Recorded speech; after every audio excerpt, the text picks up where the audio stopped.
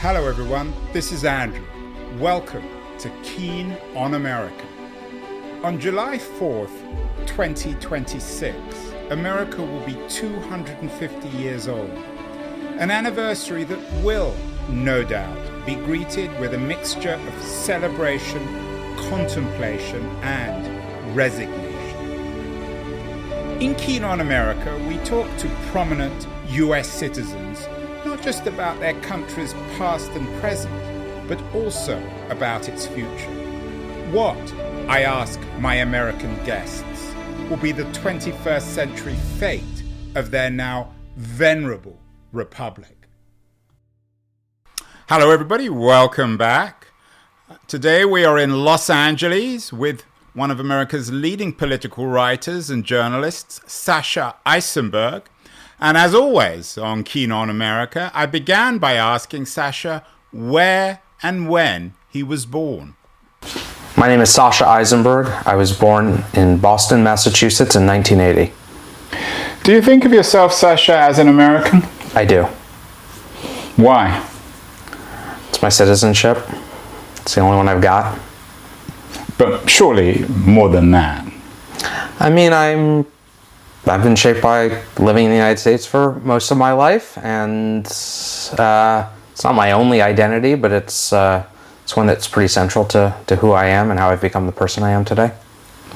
And tell me more, how do you think it plays itself out in terms of Sasha Issenberg, who you are, what you've become, and what you want to be? You know, a lot of what I've written about as a journalist has been focused on American politics, so I think I spend time not merely thinking about the fact of being an American, but thinking a lot about the institutions and political systems in the United States. And I've also written a bit about, sort of trends that we think of as globalization, and a lot of it's thinking about the United States' place in the world. So there are certainly ways to go about doing that work and not be an American, but I'm sort of acutely aware of my positioning in the world as a result of the work I do. You were born, as you say, in 1980. Do you just consider yourself generationally? Do you think of yourself as part of a generation of people, Americans, born around the same time? I am relentlessly uninterested in generational characterizations. I can sort of never really remember where Gen X ends and Gen Y begins, and find we tend to be a little lazy when we group people behaviorally. I think that there are certain touchstones of my life that certainly, have been formative to people in my cohort that weren't shared by those younger than I am. And I teach college students now, and I'm dealing with students who are not just unfamiliar with the events of September 11th and the aftermath, but in many cases now were born after September 2001, and that feels like one of the first times where I felt an acute sense of being shaped by events that took place while I was in college. And so I don't really like the generational language, but yeah, I think that it's possible to look at the moment in time in which people sort of came of age as shaping them. Do you feel, having been born in 1980, that you missed the party a bit, that you missed the 60s, you missed all the fun? No, I've managed to have my kind of fun in the years since, and there may be some things that I wish I had seen in the 60s or 70s in person, but no, I don't feel like I missed the joy. You may not be a fan of Generation Sasha, but maybe generations of fans of you, I'm sure, or enemies of you.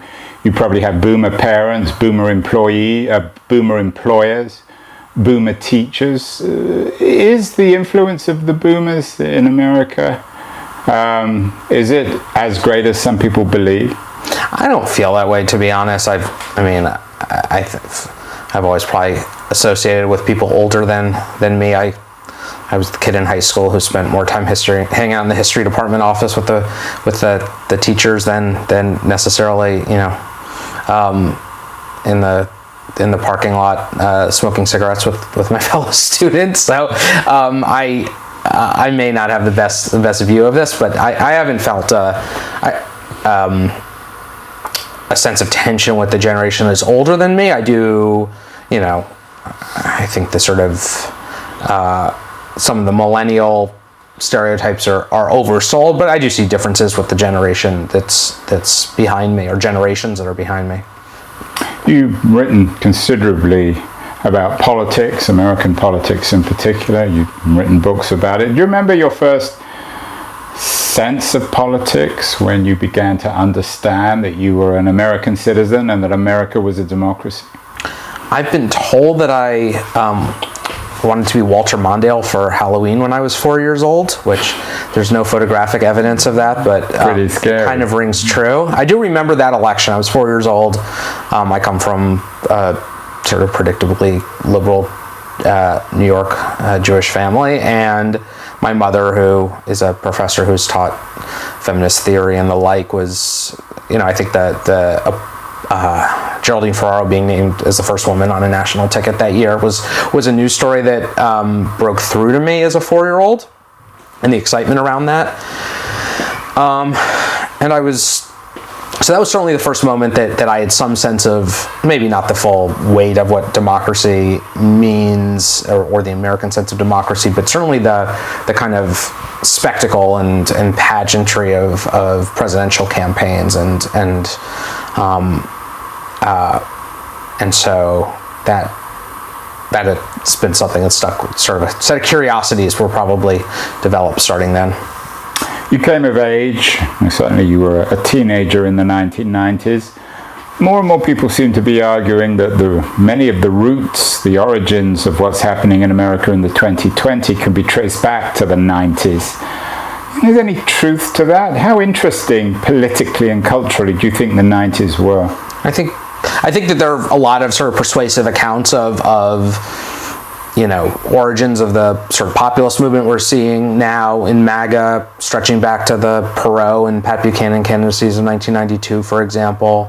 Some of the beginning of the fracturing of the 20th century media environment that, even in its pre-digital form, was starting to take form in the 90s with more ideologically motivated media, then cable news, talk radio. So I think you can sort of trace origins of our moment to certain shifts in the 90s. It did not feel like a particularly exciting time or particularly dynamic time in our politics. I think the storyline as we felt we were living it then was, as Bill Clinton liked to say, was 8 years of peace and prosperity. It seemed like we were kind of in the time of fairly low stakes domestic politics. We had some scandals, we had some shifts in power nationally, but there were not a lot of sort of high stakes conflict. There was some sense of probably 90s political consensus that had set in about the end of sort of Great Society logic, and we had these intense culture wars, but that in the scope of American history seemed like fairly low stakes in terms of real debates over the size and scope of government. And so I think some of those accounts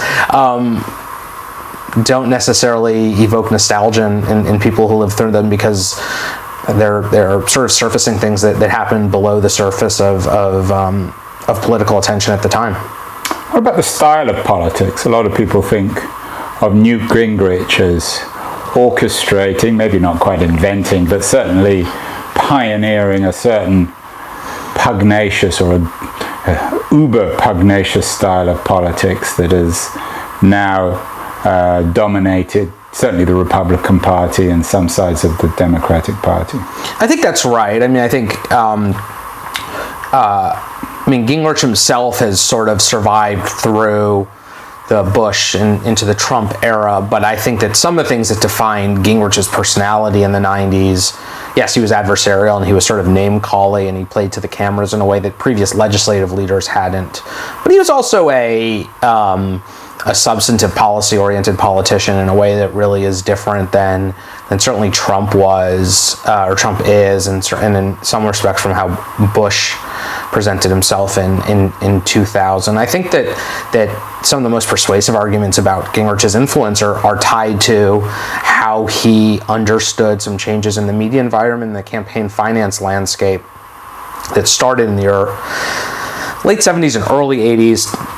by the time that Republicans took Congress in 1994, he had sort of mastered. And so, C-SPAN, which was founded, I believe, in 1981, which for the first time had cameras on the floor of the House of Representatives. Gingrich, as a congressman, then fairly junior congressman from Georgia, realized, wow, you can have 1 minute of uninterrupted attention to a national cable audience, and realized that you maybe shouldn't be speaking to your colleagues in the largely empty chamber or to the handful of DC reporters who are sitting in the gallery, but you could talk to it and build a broader constituency nationally and use some of the more ideologically motivated media, especially talk radio, to echo or amplify your claims. And I think that, in some respects, understood things that we think of, sort of social media era politicians as having figured out, and he probably came to an awareness of the underlying dynamics with a pre-digital medium. And so a lot of Gingrich's, I think, sort of genius came from something that is similar to Trump, which is just a sort of innate instinct about how to maximize media attention given the tools available. You mentioned pre-digital. The 90s was, of course, the decade when the internet essentially was born. You've written extensively on our information, or perhaps our quasi-information society. Do you remember the first time you saw or used the internet? Yes. So I was in 8th grade at my high school in New York City when the computer lab had a handful of computers that were linked to the internet, that were available sort of first come first serve, or maybe you could reserve half-hour units of time. And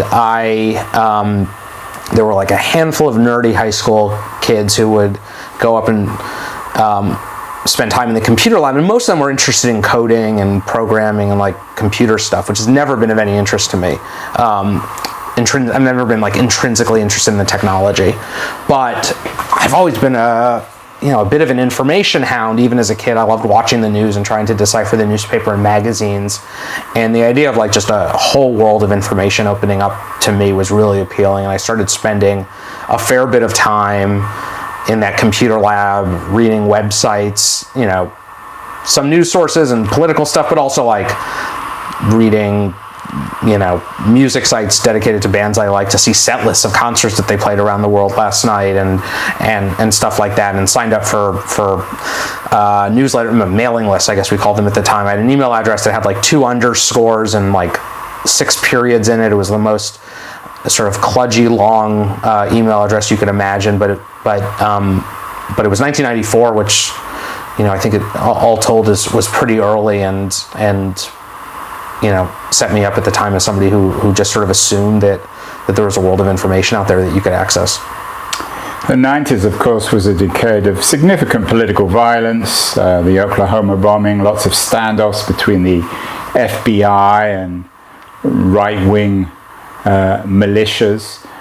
To what extent do you think the internet during the 90s and afterwards has contributed to a culture of violence in America, a political culture of violence? I think a lot of those episodes in the 90s were pre-internet, practically speaking, right? We're talking about 1993, 94, 95 for those major incidents. I don't, as best I recall the history of Waco or Oklahoma City, Ruby Ridge, I don't think there's any evidence that those folks organized online.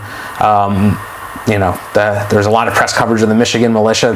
These were dudes who found each other in the woods every few weekends and seemed to live build a very analog community over their sort of shared politics and such.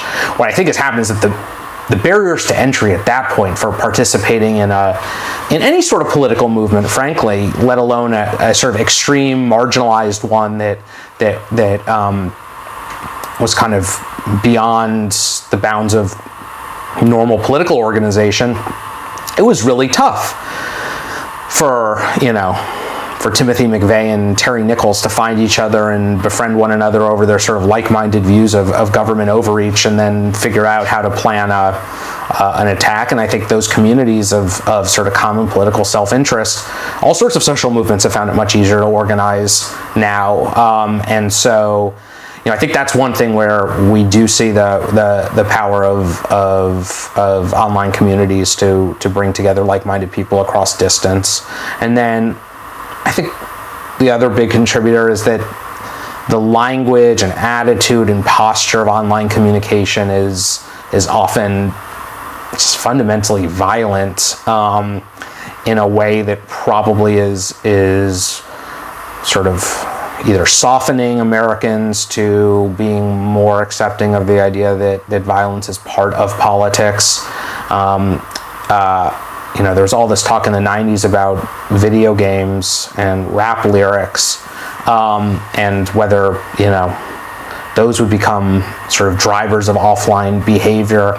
Now, I think, we're looking at the ways that senators talk about political conflict as being sort of an entry to real world conflict. And so, I think that we could probably oversell a little bit of the role that the internet has played in it, but I think it's made it a lot easier for people to get involved in politics for good and ill.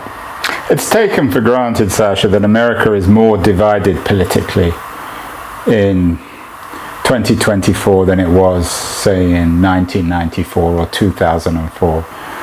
Do you think that's true? And if so, does the internet have some responsibility for that? Yeah, I think that we're definitely divided on more predictable, stable lines. There were huge divides in American life then, but they often cross-cut in interesting ways. So there were big divides between urban and rural America back then, and between classes and races and ethnic groups. But the way that our parties have both sorted, with Democrats being the liberal party, Republicans being the conservative party, which certainly was not true in a national sense before the 1990s, and then them polarizing and moving farther away from the center and aligning around a sort of stable set of issues, means that the political identity or demographic identities are now very strong predictors of political opinions, which was not the case in the same way a generation ago. So,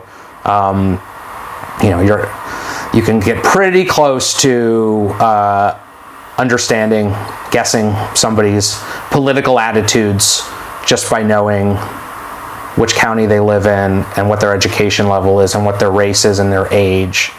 And what has happened is that often a whole set of political attitudes that don't seem evidently connected come together. So, the people who support abortion rights are also the people who think that taxes should be higher on rich people, and also are the people who think that we should be sending aid to Ukraine. And there's not an obvious reason why those three things would go together, but the logic of our party structure is that people tend to join a party and then adopt the views of their new coalition. And I think that certainly the internet makes it easier for people to be exposed to the information to make those choices and to find like-minded communities, and certainly has made political communicators, some of the basic incentives of like raising money online and the like has made it, I think probably made it valuable for politicians in both parties to move farther from the center, and that often means adopting, a sort of strident line on a set of issues that they might not have been passionate about otherwise to draw attention and donors. Amidst all the doom and gloom, Sasha, about discord and intolerance in America and hostility between left and right, and the fact that they don't agree on any issue, your book on the history of gay marriage is a rare story, it seems to me at least, of of optimism, a rare example of optimism, which shows that Americans can come together. What do you think the history of gay marriage teaches us in the context of the period we're talking about, the 90s and the 2000s? One is that it is possible to shift public opinion very quickly and to change laws very quickly, which are two things that we don't necessarily assume. I mean, the assumption in the 90s would have been that shifting attitudes on something like marriage, which was understood to be this kind of core set of values grounded in religious ideas and tradition, would have taken generations.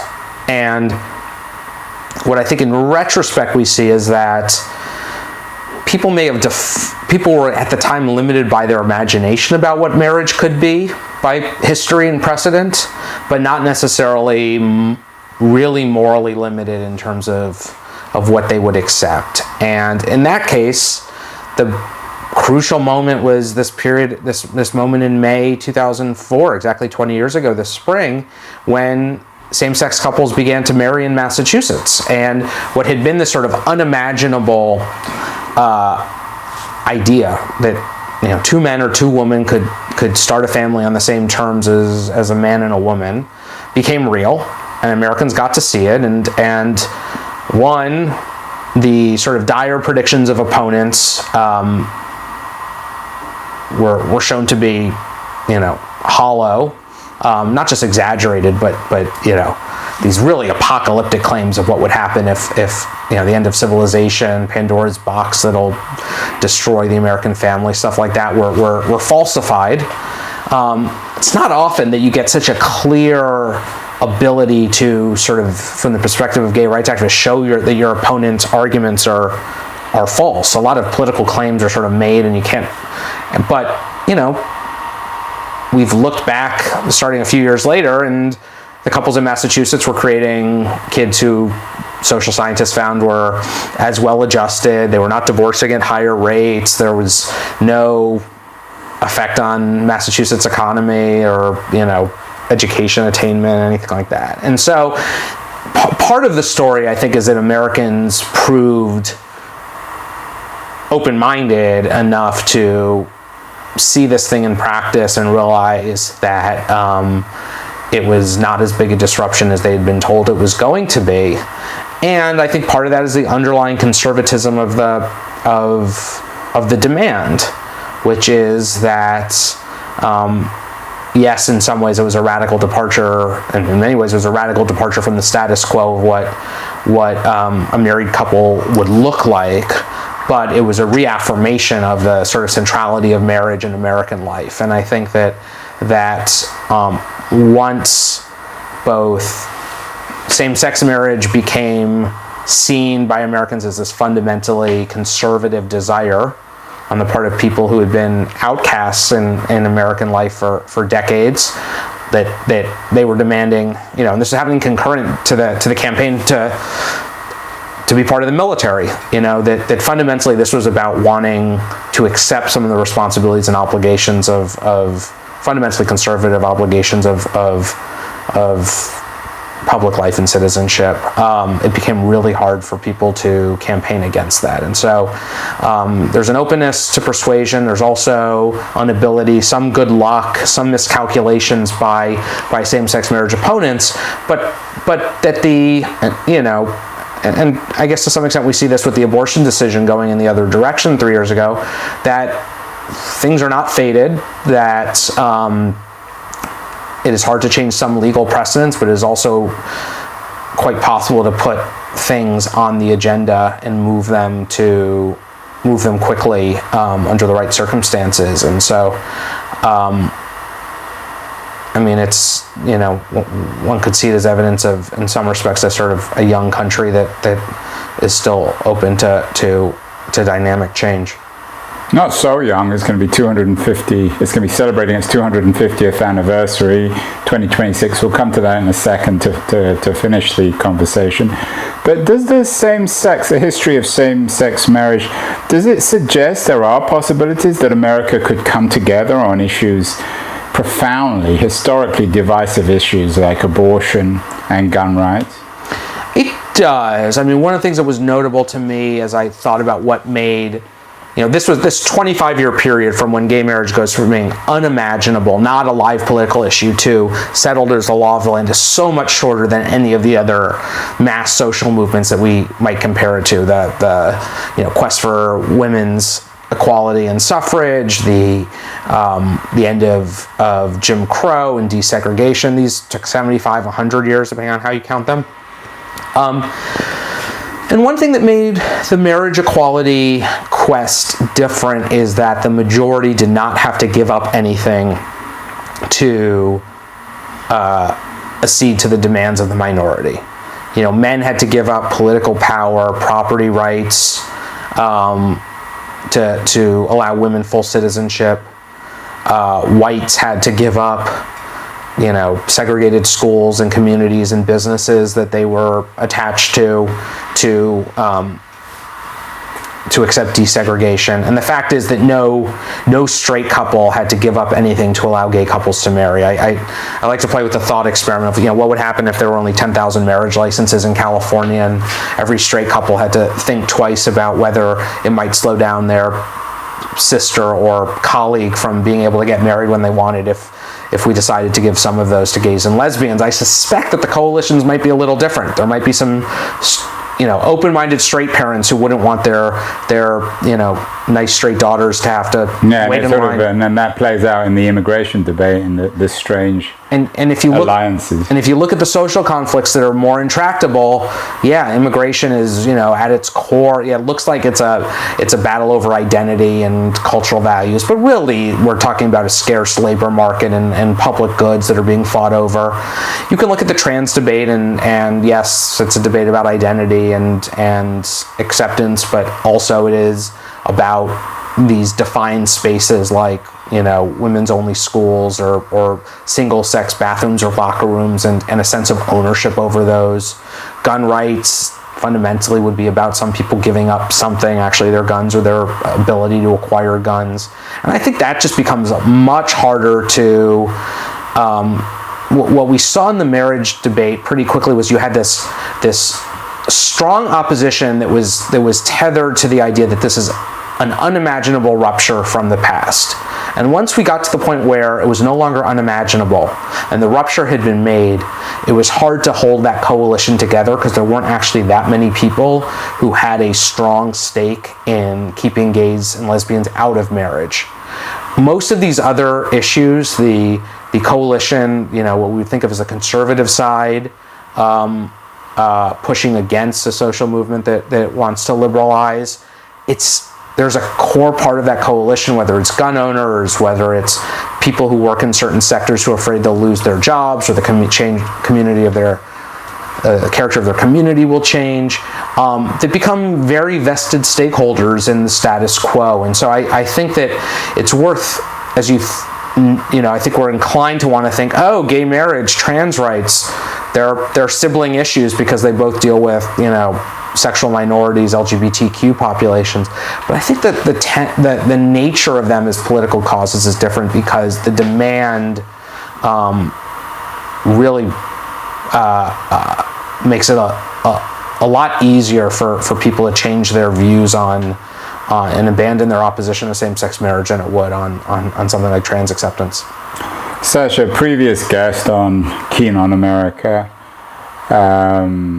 Nick Bryant, the former BBC correspondent in Washington, D.C., just has a new book out suggesting that America is in the process in 2024 of divorce, that the two sides of America, or perhaps more than two sides, they simply can't come together. America is a profoundly divided country. Do you agree?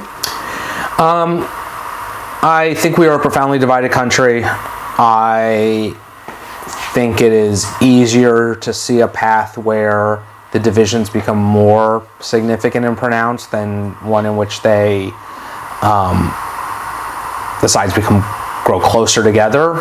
The actual mechanism for divorce is difficult. I wrote a piece for New York Magazine about 5 or 6 years ago that kind of was sort of fanfic, but I played with a scenario where, thinking this through, without a civil war and without a change in a constitution, a civil war, which certainly is conceivable, but let's say unlikely, and a change in the Constitution, either through significant amendments or a constitutional convention, which seems basically unimaginable at this point, to dramatically change the structure of the government of the United States. How could it happen that we move closer to a divorce? And I played with this idea that exists in the Constitution now, called interstate compacts, which have traditionally been used for fairly boring things like states to figure out how to share water rights, or New England had a thing where they had to, figure out how to manage a dairy surplus. And it was a mechanism that the founders put in for, with the approval of Congress, for states to basically come up with contractual relationships with themselves. And I played out a scenario where you could have a kind of red federation and a blue federation that with the authorization of Congress grab more and more responsibilities that currently reside in the national government. And as in this sort of world I created, it started out sort of good for both sides. California was able to come up with environmental policies that 16 other states adopted or whatever, and that were totally at odds with what Texas drove through the Red Federation. You ended up getting something that looked a little bit like modern Europe, where you have countries that are united are forced to share a common fiscal policy and national security policy, but have a lot of autonomy for other political issues. And I think we've seen in Europe over the last, 10, 12, 14 years, whatever, that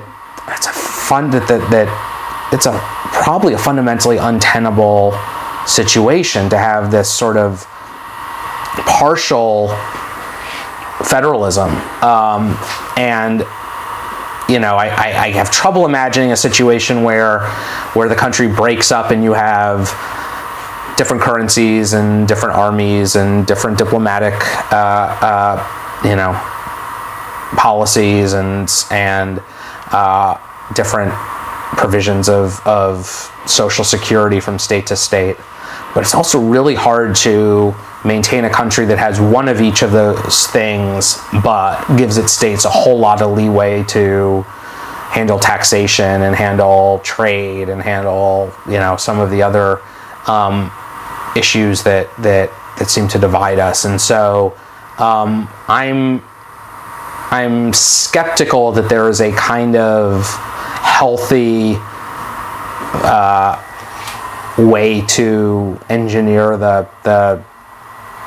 conscious uncoupling that some people imagine when they say divorce.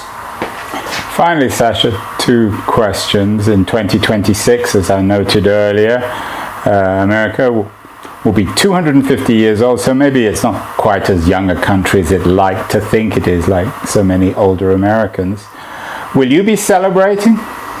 I guess so, because I spent several years in Philadelphia, and some people I know in Philadelphia are trying to gin up some celebrations there. Lots of gin, I'm guessing. Yes. 1976 in Philadelphia had the benefit of not just the bicentennial, but a political convention and a Legionnaires outbreak, which seems like a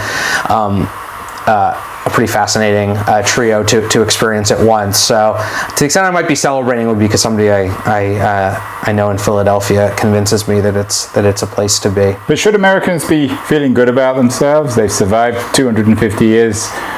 I think it was Franklin, after the Constitutional Convention came out and said something like, a republic, if we can hold it. They've held it for 250 years. It's quite an achievement, isn't it? It is, in the long view of history. I think that the 250 years there's something to be said for that, and the growth and development of the United States as a global presence, and then the growth of our economy. And I think the long run story is pretty good.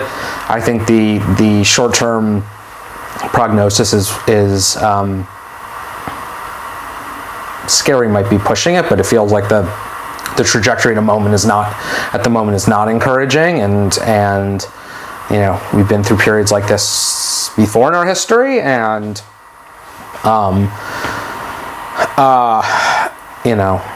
it's I'm